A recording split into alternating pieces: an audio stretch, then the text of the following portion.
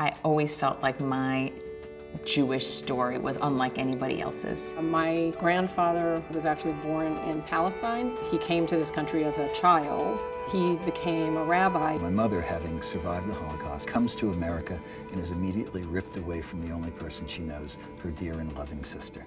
My father was a soldier in the First World War. My great-grandmother survived the Holocaust and then came to the U.S. My father's first recollection of life in this country is in New York City.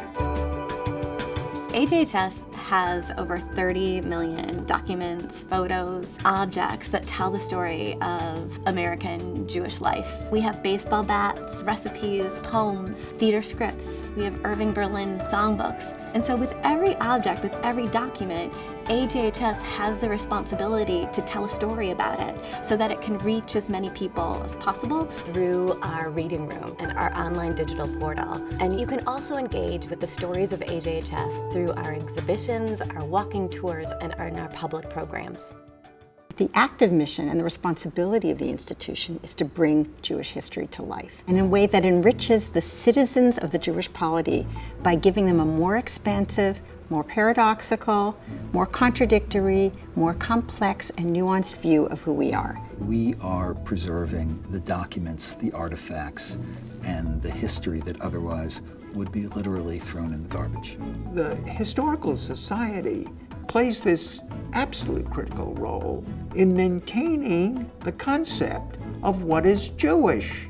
It was really exciting to walk through the archives because it was kind of like a personalized library. I didn't have to go look for where's American, where's Jewish, where's history, and so I got to see something that was really related to who I am and where I come from. History is important to me because I think it helps me feel that I'm not alone and that other people have gone through the same problems as I have. It's important not just for Jews who want to learn more about their diverse history, but it's also important for American history to kind of be able to trace how a minority group deals with the issues it encounters and how it forges its way. The American Jewish Historical Society came to be in 1892 because a group of people were realizing that there were a lot of rumors about Jews being newcomers and Jews being refugees and Jews being, they're not really American. And so they felt it was important to show that Jews had indeed been in this country for hundreds of years. And they thought if they created a society to document that, that would, in a way, both educate people, it would get rid of prejudice, and that it would also provide a building block for the Jewish community to grow. This letter is dated June 27, 1932. My uncle, David Rose, this letter is written to his brother, my father. I'm writing this aboard a train from Moscow to Berlin. He talks about all the things that he saw and people he met.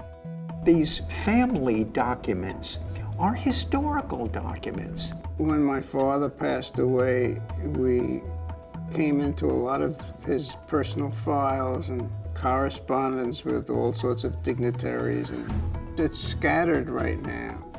Different members of the family have different things, and I think it should all be in one place for the future generations to have access to. When you go back into the correspondence and you read letter after letter and you're careful as a historian, you do make discoveries and you realize that some of the conventional wisdom that we've had about ourselves may not be true, which is why history is inert in an archive, but it can be animated when people use the archive. There is no one story that makes up history, and I think that's the virtue of an oral history collection, is the multiple voices come closest to the truth. Nicki Tanner and her team interviewed over 250 American Jewish leaders. She was able to give us a snapshot of some of the most vital and pressing issues that American Jews faced in the 1980s and 1990s. 1984. This is interview number 1 with Mr. Jack Weiler. I am Nicki Tanner. Nicki is a living legend, and she is someone who truly understands why knowing our history informs our future.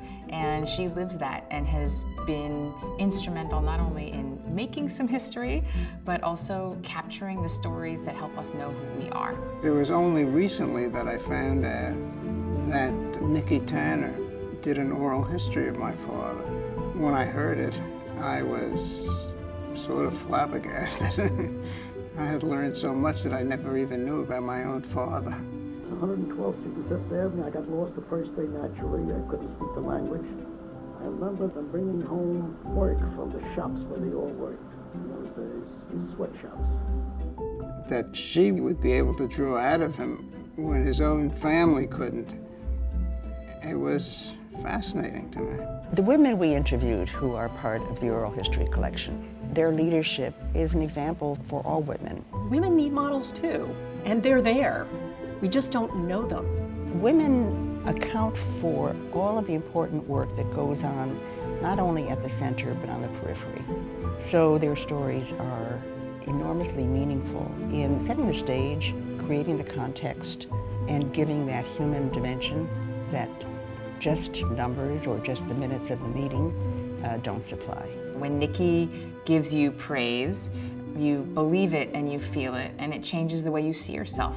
So I think that part of what Nicki does is she helps you understand your own story in some way. Such good judgment, lots of wisdom. It's a good thing there's no idolatry in Judaism, because she is really exceptional. I am thrilled to have this oral history collection archived at the American Jewish Historical Society, and to keep the stories going just as the whole American Jewish experience is going forward. We might have 30 million documents and 50,000 books in our library, but we have billions of stories that can be sprung from these objects.